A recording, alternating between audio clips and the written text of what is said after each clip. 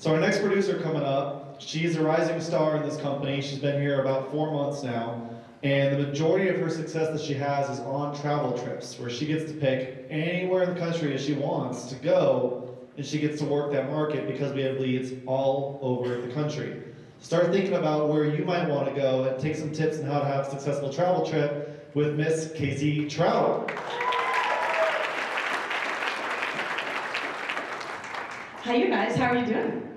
Good. Very good. That's what I like to hear. So again, my name is Casey Traut. First of all, I just feel honored and thankful to even be up here sharing the stage even a little bit with these people. And if you aren't taking notes, you're really, really missing out. Because these people have already paved the way for you to be incredibly successful, so you just have to follow in their footsteps. So just a real quick little blurb about me. So I actually graduated from Grand Canyon University in 2019. Cheered there for all 4 years. Go Lopes! So I was a college athlete. So by show of hands, how many people in here were in college athletics or were very competitive in high school? Okay, so that's the majority of the room. Okay, so you know what it's like to be coached, critiqued, and walk through, that whole process of being refined. So that's kind of what it's like here. And if you lean in and you become a student of the game, you will 100% be successful. So my topic, like I said, if you're not taking notes, you need to start taking now, is how to run successful travel trips. So the top 3 points I have for you, you're gonna wanna write this down. The first thing is strategize with the successful. Okay, so that means all the people that walk up here and have done it, they're producing at very, very high levels. You want to be talking to them. Ask me then, Hayden and Jordan Lowry, I probably call them 20 times a day each, and that's not an exaggeration. So I'm strategizing with them, especially with travel trips, on where to go, when to run, and of course you're looking, we have a heat map, so of course you're looking at that, but they can help structure how you do it to become successful. So the first thing is strategize with the successful. Second thing is structure to stay sane, okay? So when you go on a travel trip, obviously you're gonna need to know what days you're doing what. So if you fly out on Sunday, you're gonna dial on Monday, run Tuesday, Wednesday, come home Thursday, dial the second half. You can pick and choose, but you need to be smart and structured in how you do that so you don't lose your mind. So the first thing is strategize with the successful. Second thing is structure to stay sane. And then the last thing is supplement to safeguard. So you're gonna hear it over and over and over again up here that you need to buy leads to make sure that you are successful wherever you're running, especially if you're spending money on a travel trip. You wanna make sure that you're at least breaking even, okay? And you want to profit. So again, strategize with your successful, all the people that have been up here and have done it before you. Second thing, structure to stay sane, and the last thing is supplement to safeguard. Now I just have a couple in-home tips that I like to use. So especially, how many people in here have never written a policy? Haven't written? Okay, so it's a portion of you guys. Okay, so there's a couple things that I kind of like to follow as far as the structure in the home, and it's the 4 C's. So again, you're gonna wanna write this down. The 4 C's in the home. So the first thing is you are going to be clear as to why you're there. You might have done such a good job on the phone that they don't even know why you're coming, but you got there, okay? So you want to be clear while you're there. So when you walk in, you're gonna let them know that you are the professional just by your demeanor. So as soon as you knock on the door, you hear people say it over and over again. Hi, I'm Casey. I'm here for the life insurance appointment with Mary and John. Is this a shoes on or shoes off kind of home? And then most of the time they're like, oh, come on in. And the second thing I ask is this a mask on or mask off kind of home? You want to let them know that you respect, their comfortability level, so that's what I do. And then I point to the table of is this the best place to sit at?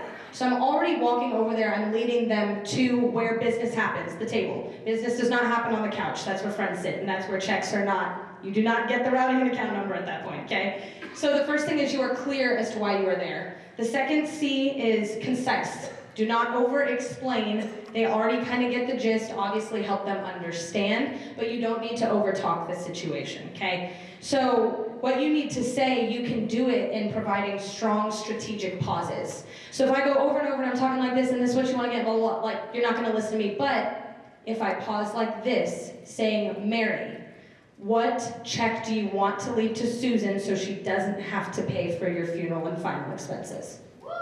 And then you get quiet. Yeah. So if you're more controlled, there's a lot of strength in strategic pausing, okay? So you want to be concise in how you're explaining. And then going back to the clear, I kind of missed this point, but when you sit down with them, you have to pull out a why.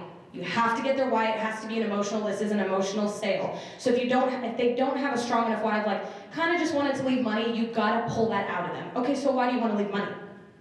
Okay, and they're like, well, because, Susan just is paying for medical bills. Okay, what's she paying medical bills for? Like, keep going deeper and deeper till you get to a pain point of why she filled that out, because clearly it was on her mind, okay? So the first thing is clear, second thing is concise, third C is controlled, okay? So when you're talking to them, watch your nonverbals, your body language, and your tone of voice. Typically on the phone and in the home, when you get an objection, your pitch gets a little bit higher, or you kind of start to fidget.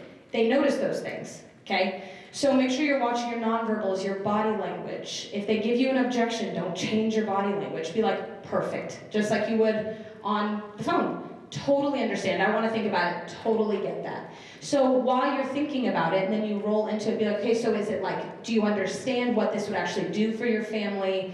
Is the price too much? So you ask them. The person asks the most questions, they win, okay? So clear, concise, and controlled. Also, one thing that I really like to do when you're talking about personal information, so like social security, banking information, okay, I like to look them dead in the eye. So I'm looking at them dead in the eye the whole entire time, and I'm telling them exactly what's going to happen. I realized for my own self when I was nervous about asking that information, I made them question me. So when I don't give you a chance to question me, I'm like, this is exactly what we're going to do today. They're going to need to run your social, make sure you are who you say you are. Nobody's trying to take anything out in your name. They're going to pair that with bank information so that there's no prior insurance fraud, and then strategic pause. And if you do get approved for the premium, you have a valid U.S. bank account in order to pay for it. And then the last thing is your MIB, any medications that you're taking now and in the past, they're going to pull an underwriting. Does that make sense? So when you're looking them dead in the eye that whole entire time, people know you're being serious. You're not, if you're shady, you're not going to look someone in the eye because you're nervous. So look them dead in the eye, and you tell them exactly what's going to happen. They start to question you a lot less, okay? So clear, concise, control. The last thing, you have to care. You have to care about the people that are sitting in front of you, because if you don't, they can tell, okay? So I've sat with people where like they can tell that I'm being genuine in what I'm asking, my questions, and I really care. I'm starting to dig deeper into their beneficiary of like, so realistically for you, and I help them strategize. I've literally sat there and like, we're going to strategically do this together because we have to do what you can afford, but also your daughter can't afford 20 grand out of pocket. Can't do it. So the 4 C's, clear, concise, controlled, and you have to care. When you actually care, there's a lot less sales pressure, okay? So you want to avoid the sales pressure. So that's the 4 C's. And then also, I have been asked this before. For the ladies, there have been a couple people that have asked me if I travel on my own. So I do travel on my own, and sometimes they've asked, like, do you feel unsafe or uncomfortable? And my biggest tip with that is it's so cliche, but don't judge a book by its cover. Chances are, if it's a hoarder's house, because y'all are gonna roll up to that if you haven't. If it's a hoarder's house, chances are they're the ones that need you the most. Okay, so when you get in there, act like the professional that you are. You're there to help them, or otherwise they would not have let you come to their home and book an appointment. You walk in, you are there to help, okay? So for the ladies, like if you are, obviously judge the situation. If you feel unsafe when you get into the home, then leave. That's not worth your safety, but at the same time, make sure that you're still giving them a chance, because chances are they really do want your help, okay? And then the other thing is to get out of your comfort zone, but obviously be smart about it. So if you don't feel comfortable, this obviously goes for ladies and gents, but I've had a couple ladies ask me as far as travel trips go. So 2 things that I wish I would have done as far as from the get-go was hire and start recruiting, because even though I'm still kind of nervous to do it, that's not my strong suit. You go for it anyways, exactly. I'm gonna just repeat what Marissa said. Like, it's all the same things. Do it sooner, even if you don't feel confident in doing it. And I'll leave you guys with this. So all together, this is about how much effort you want to put in to be successful. Anybody can do it. I have no sales experience at all. I never even thought I would be here whatsoever. So anybody can do it, and also how you do anything is how you do everything. So if you halfway go into everything, chances are you're gonna halfway do this. So make sure that if you're gonna get yourself in here, that like you're actually going full throttle and giving yourself a good chance. Travel trips help you stay focused on work while you're there, so make sure that you are super focused. Treat this business like you are a business owner that you are. Lay down your pride, reach out for help, even if you've been in the industry, you don't know everything about FFL. Okay? So lay down your pride, care about your clients, and go make a boatload of money when you travel. We're gonna do a little Q&A. Sounds really Great. good. That was Cool. surprise. I love it, okay? That was really great. So real quick, first question, what's the most you've ever made in one travel trip? Most I ever made was $19K. $19,000 in one trip. Hey, clap that up, you guys. Thanks, guys. Well, I want to get a little bit deeper and kind of dig into this and get like into actual numbers, like you went over your lead strategy, which is good. I want to get into the actual numbers behind it. So if someone's taking notes to plan their first trip, they know the exact budget to spend, what kind of leads, things like that. So on that $19,000 trip, what was your second most successful as well? So it's not just a one-time hit, right? You've done a couple good ones? Yeah, second most successful, I believe, was probably around, it was like the following week. They were like back to back. I believe it was about 12K. Okay, so 19,000 on one trip, 12,000 on the other. So when you're planning a trip like this, how many days do you typically go? And let's start there. How many days do you typically go? It depends. So like, obviously, I live in Arizona, so if I'm going to Pennsylvania, I'm flying all the way to the East Coast. I'm gonna stay there for a week. So I'm not going for 2 days. So I will fly out, like, you can strategize differently. Some top producers like to dial before they go, have a bare minimum of 10 appointments so they know they're going for something. And then others go there, just let the pressure like happen, and then they'll make it happen while they're there. So for me, typically I'll go and like fly out. I'll book appointments on a Monday, fly out Tuesday, and then Wednesday, Thursday I'll run business, book on Friday, run Saturday, Sunday if I can, and then fly home. So that's typically how I do that. Nice, okay, so 5 to 7 days. And in terms of lead flow, if you're making the trip, the hotel, the rental car, how much are you spending in leads typically? Leads, bare minimum is $1,000. It's bare minimum. Again, that goes back to the 3 things that I talked about for successful travel trips. Like, you want to supplement to make sure that you're safeguarding what you're doing. You're spending money to go out there. Make sure that you're spending enough on leads to get in front of enough people to put yourself in a good spot.